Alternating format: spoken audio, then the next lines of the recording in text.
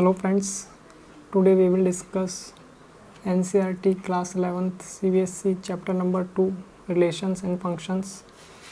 So without any delay we will start our chapter. So let's get started. तो सबसे पहले हम देखेंगे ऑर्डर्ड पेयर.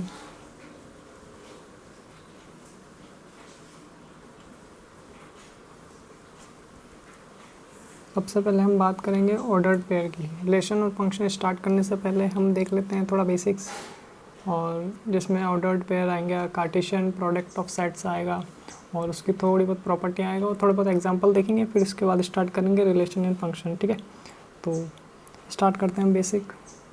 सबसे पहले हम बात करेंगे ऑर्डर्ड पेयर की. ऑर्डर्ड पेयर होते क्या हैं तो देखते हैं.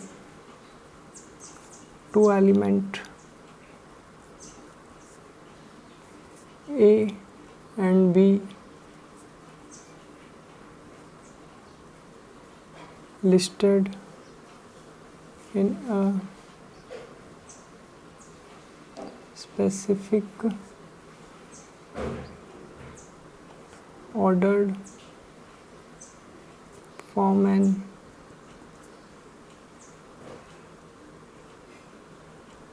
ordered pair denoted by A B. ठीक है, ऑर्डर्ड पेयर क्या होते हैं? कोई एलिमेंट A और B हैं किसी सेट के और वो किसी स्पेसिफिक ऑर्डर से फॉर्म किए गए हैं, तो वो हमारे क्या कहेंगे? Ordered pair. ठीक है, क्या कहलाएंगे? हमारे ऑर्डर्ड पेयर. जैसे मान लेते हैं हम एक y की वैल्यू है 3x. ठीक है, हम x और y की वैल्यू को हमें फाइंड करना है, और जो x और y की वैल्यू है वो नेचुरल नंबर है. ठीक है, एक जस्ट एग्जांपल है जिससे समझ में आ जाए ऑर्डर्ड पेयर क्या होता है. तो जब हम x की वैल्यू 1 रखेंगे, x की वैल्यू 1 रखेंगे तो y की वैल्यू क्या आएगी? 3. जब x की वैल्यू 2 रखेंगे तो y की वैल्यू क्या आएगी? 6.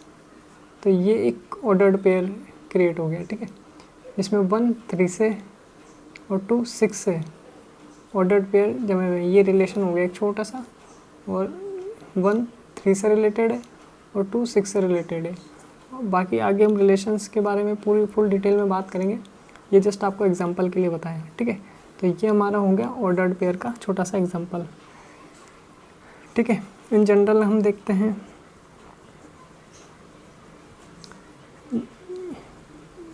A, B is not equal to B, A. Relations के अंदर या ऑर्डर्ड पेयर की बात कर रहे हैं तो ऑर्डर्ड पेयर में A, B और B, A दोनों अलग अलग चीज़ है. यहाँ पर 1 और 3, और जैसे 3 और 1 होता तो वो अलग अलग चीज़ थी, क्योंकि इसमें फर्स्ट एलिमेंट 1 है और उसमें फर्स्ट एलिमेंट क्या होता? 3 होता. तो ऑर्डर्ड पेयर के अंदर एलिमेंट अगर इंटरचेंज हो जाते हैं तो वो अलग अलग चीज़ हो जाती है, एक चीज़ नहीं रहती. ठीक है, जबकि हम पिछले सेट थ्योरी के अंदर पढ़ा था कि A और B और B और A एक ही बात है, पर रिलेशन एंड फंक्शन के अंदर A और B और B और A अलग अलग चीज़ें मानी जाती है. ठीक है, और एंड A1 B1 कोई ऑर्डर्ड पेयर है, और A2 B2 कोई ऑर्डर्ड पेयर है जो इक्वल है. तो ये केवल तभी हो सकता है जब A1 इक्वल टू A2 के हो and B1 equal to B2 के हो. ठीक है, कोई दो ऑर्डर्ड पेयर इक्वल जब ही हो सकते हैं जब उनके एलिमेंट आपस में इक्वल हों. First element is the equal to के दूसरी साइड वाले ऑर्डर्ड पेयर के फर्स्ट एलिमेंट के इक्वल हो, और सेकंड एलिमेंट इक्वल टू के, ठीक है, दूसरी साइड वाले ऑर्डर्ड पेयर के सेकंड एलिमेंट के इक्वल हो. यानी A1 इक्वल टू A2 हो और B1 इक्वल टू B2 हो, तभी ये इक्वल होंगे, तभी ये ऑर्डर्ड पेयर इक्वल माने जाएंगे. ठीक है, नेक्स्ट हम देखते हैं Cartesian product.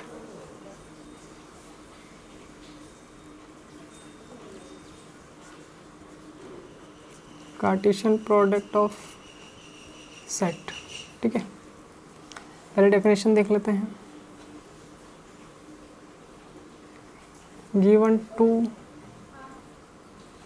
Non empty set P and Q, ठीक है। दो एम्प्टी सेट है हमारे पास, एक है P दूसरा Q। The Cartesian product P cross Q, ये होता है कार्टेशियन प्रोडक्ट को रिप्रेजेंट करने का तरीका P cross Q, is the set of all ordered pair where first element या first component is a member of set P and second component is a member of Q, ठीक है। किसी भी दो given non empty set P and Q का Cartesian product P cross Q क्या होता है कि जो भी ऑर्डर्ड पेयर बनेंगे उसका फर्स्ट एलिमेंट हो वो सेट P से हो और जो सेकंड एलिमेंट है वो सेट Q से हो, ठीक है।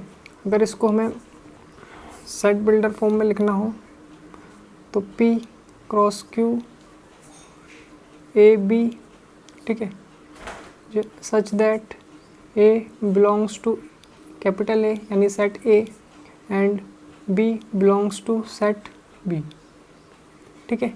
ये हमारी इक्वेशन हो गई सेट बिल्डर फॉर्म के अंदर, ये हमारी डेफिनेशन हो गई कार्टेशियन प्रोडक्ट की, ठीक है। अब हम कुछ पॉइंट देख लेते हैं नोट जो हमें क्वेश्चन करते समय ध्यान रखना है। Two ordered pair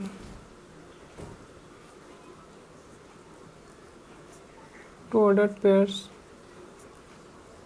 are equal if and only if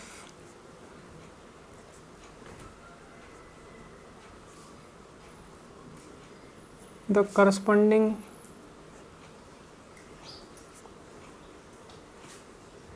first element are equal and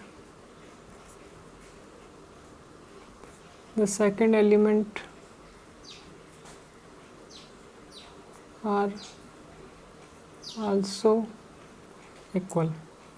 ये खैर बात यही वाली हो गई कि A और B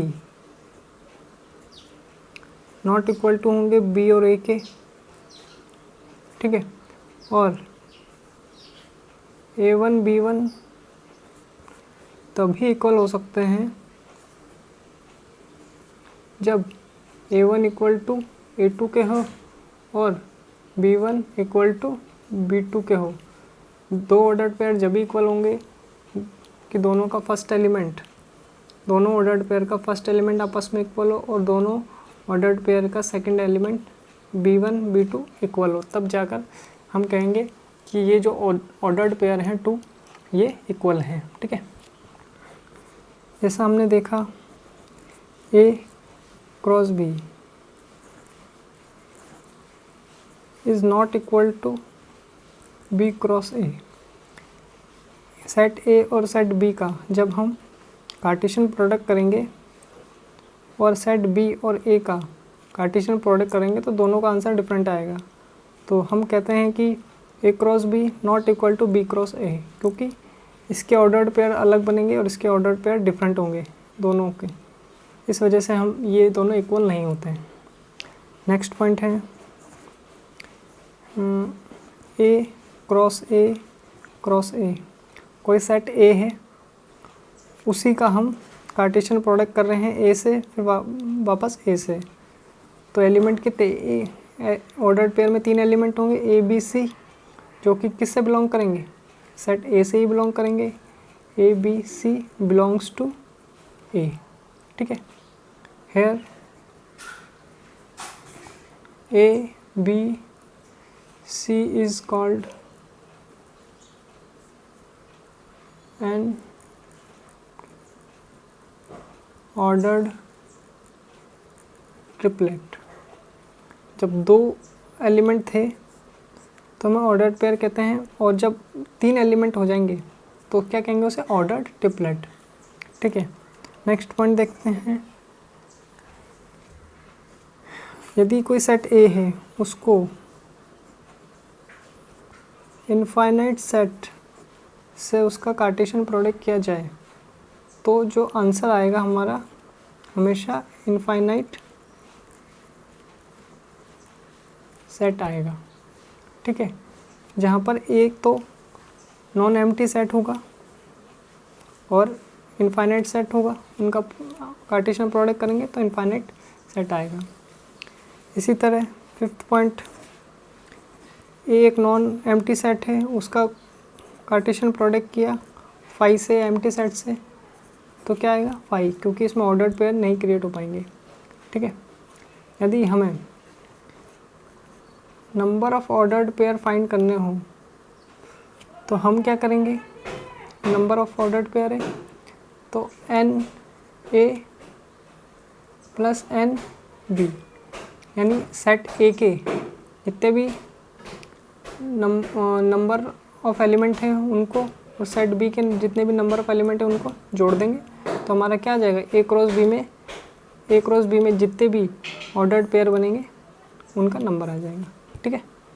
तो अब हम एग्जांपल देखते हैं, आप वीडियो पॉज कर लीजिए, स्क्रीनशॉट ले लीजिए, ठीक है। तो नेक्स्ट हम एग्जांपल देखेंगे। एग्जांपल मैंने पहले ही लिख लिया जिससे हमारा समय बच सके और ज़्यादा से ज़्यादा वीडियो में अच्छा कंटेंट दे सके, टाइम वेस्ट नहीं होता एग्जांपल अगर पहले ही लिख लेते हैं तो नेक्स्ट हाँ सबसे पहले हम एग्जांपल देख लेते हैं। एग्जांपल नंबर फर्स्ट, जी एक सेट है 7 और 8, उसमें प्लॉट 2 एलिमेंट हैं, और एच एक अनदर सेट है 5, 4 एंड 2, इसमें एलिमेंट है। हमें क्या निकालना है, H cross G cross H and H cross G. तो सबसे पहले हम जी क्रॉस एच निकालते हैं, जी क्रॉस एच, ये हम कार्टेशियन प्रोडक्ट कर रहे हैं 2 सेट का, ठीक है। 7, 8 2 एलिमेंट है, क्रॉस 5, 4, 2, ठीक है। अब हमें क्या बनाना है, ऑर्डर्ड पेयर बनाने हैं। तो ऑर्डर्ड पेयर बनाने के लिए देखते हैं हम क्या करते हैं, 7 को 5 से, अब 7 को 4 से, ये ऑर्डर्ड पेयर क्रिएट हो रहे हैं 7 के साथ इन तीनों के, फिर 8 के साथ इन तीनों के एलिमेंट के ऑर्डर्ड पेयर क्रिएट होंगे। तो हमने 7 को पहले 5 के साथ लिखा, ये एक ऑर्डर्ड पेयर क्रिएट हो गया। हम 7 को 4 के साथ लिखेंगे, इसी तरह हम आगे पेयर बनाते जाएंगे। अब 8 के साथ 2, 8, 4 और 8, 8 2 हो गया, 8 4 हो गया, 8 5। तो ये हमारा जो आंसर है, ये जो आया है ये हमारा है H cross G cross H. अब हम क्या निकालेंगे, एच क्रॉस जी निकालेंगे, एच क्रॉस जी, ठीक है। हमने ये देखा है कि जो पहले जी अगर पहले है तो जी का जो एलिमेंट्स हैं वो पहले आएंगे, ठीक है। यहाँ पर 7 पहले है, फिर 8 पहले है, तो यही ऑर्डर पेयर होते हैं कि जो फर्स्ट सेट है उसका एलिमेंट फर्स्ट पोजीशन पे आता है, सेकंड सेट है उसका एलिमेंट सेकंड पोजीशन पे आता है, ठीक है। अब नेक्स्ट देखते हैं, एच सेट एच में एलिमेंट है 5, 4 एंड 2, ठीक है। और नेक्स्ट सेट है 7 और 8, ठीक है। अब हम इसका ऑर्डर्ड पेयर क्रिएट करेंगे 5, एच सेट पहले है तो 5 पहले आएगा, फिर आएगा 7, फिर क्या आएगा 5 और 8, इसी तरह 5 के कंप्लीट हो गए। अब 4 का स्टार्ट करेंगे, 4 7 4 8, अब 2 का स्टार्ट करेंगे, 2 7 2 8, ठीक है। ये हो गया, तो ये हमारा हो गया एच क्रॉस जी। अब हम देख रहे हैं कि यहाँ पर 7 और 8 था और यहाँ पर क्या है 5 और 7 है जो कि इक्वल नहीं है, तो हम कह सकते हैं कि G cross H is not equal to H cross G। ये हमारी प्रॉपर्टी भी थी जिसको हमने वहाँ पर पिछले पेज में देखा था। वहाँ पर हमने ये लगाया था कि A cross B not equal to B cross A, तो यहाँ पर वो हमने प्रूव कर दिया। अब हम नेक्स्ट एग्जांपल देखते हैं। The Cartesian product of A cross A, एक सेट है जिसका नाम है A, उसमें कितने एलिमेंट्स हैं A क्रॉस A, यानी कार्टेशियन प्रोडक्ट करने के बाद उसमें 9 एलिमेंट्स हैं, ठीक है। अमंग विच आर फाउंड -1 और 0 एंड 0 1, उसमें 2 ऑर्डर्ड पेयर हमने लिए हैं और उस ऑर्डर्ड पेयर में -1 और 0 एलिमेंट है और एक दूसरा ऑर्डर्ड पेयर है जिसमें 0 और 1 एक एलिमेंट है। Find the set A and remaining element of A cross A, ठीक है।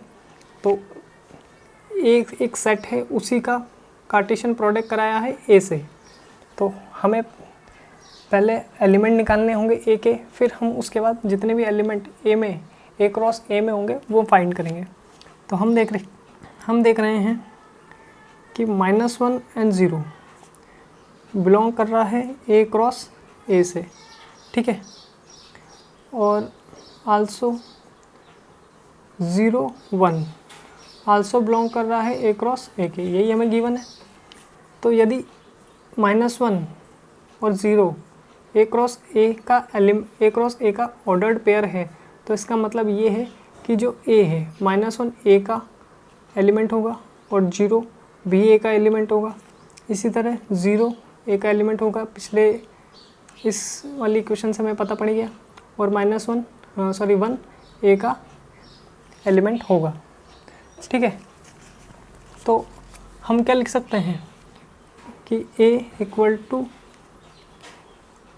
-1 0 1, ये किसके एलिमेंट होंगे A के होंगे, क्योंकि A क्रॉस A का कार्टेशियन प्रोडक्ट हो रहा है, तो यानी जो भी इसमें ऑर्डर्ड पेयर के अंदर एलिमेंट होंगे वो A का ही पार्ट होगा। तो इसी तरह -1 भी A का पार्ट होगा और 0 भी A का पार्ट होगा और 1 भी A का पार्ट होगा, ठीक है। ये तो हमारे पास आ गया A। अब ये बोल रहा है कि A क्रॉस A करना है, A क्रॉस A, तो -1 0 1 क्रॉस -1 0 1, ठीक है। अब हम इसके ऑर्डर पेयर फाइंड करेंगे। इस -1 को लेते हैं -1 -1, ठीक है, -1 0 -1 1, अब इस 0 को लेंगे 0 -1 0 0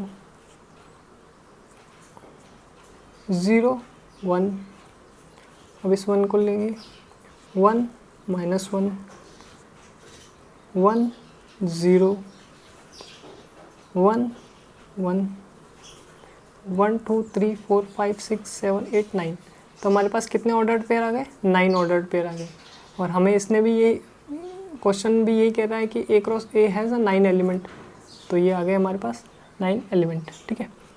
और इसके अंदर जो इसने हमें ऑर्डर्ड पेयर गिवन दिए थे वो भी इसमें मौजूद है। देखते हैं कहाँ पर है, -1 और 0, ये रहा -1 और 0, और 0 और 1 0 और 1 ये रहा, ठीक है। तो इस तरह ये सवाल सॉल्व हो जाएगा। अब नेक्स्ट एक और एग्जांपल देखते हैं। मैं वीडियो को पॉज कर रहा हूँ जब तक क्वेश्चन उतारता हूँ, जिससे टाइम बच जाएगा थोड़ा बहुत। तो हमारा नेक्स्ट क्वेश्चन है, इफ़ x/3 + 1, y -2/3 = 5/3 व 1/3 के find the value of x and y। तो हमने देखा था कि जो ऑर्डर्ड पेयर होते हैं A1 B1 = A2 B2 तभी इक्वल होते हैं जब A1 = A2 के हो और B1 = B2 के हो।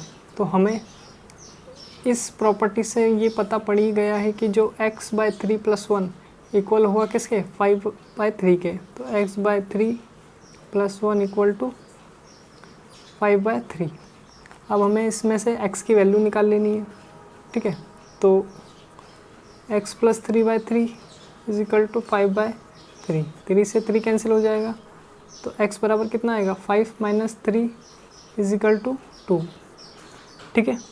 तो x की वैल्यू क्या है, 2। इसी तरह हम y की वैल्यू निकालेंगे, y - 2/3 = 1/3, y = इसको इस साइड पे ले जाएंगे इक्वल टू की इस दूसरी साइड ले जाएंगे तो क्या साइन चेंज हो जाएगा, 1/3 + 2/3 = 3 LCM आया, 1 + 2 = 3/3, 3 से 3 कैंसिल हो जाएगा, 1 आएगा, तो y की वैल्यू क्या हो जाएगी, 1, ठीक है। तो ये हमारा क्वेश्चन 3 समाप्त हुआ और आज हम ये वीडियो यहीं पॉज करते हैं। नेक्स्ट वीडियो में हम पढ़ेंगे फंक्शन एंड रिलेशंस, ठीक है। तो ये आपको वीडियो कैसा लगा, अगर ये आपको वीडियो अच्छा लगा तो प्लीज़ लाइक करें और चैनल को सब्सक्राइब ज़रूर कर लें, जिससे आने वाले नए वीडियो के नोटिफिकेशन आपको मिल सके। तो थैंक यू।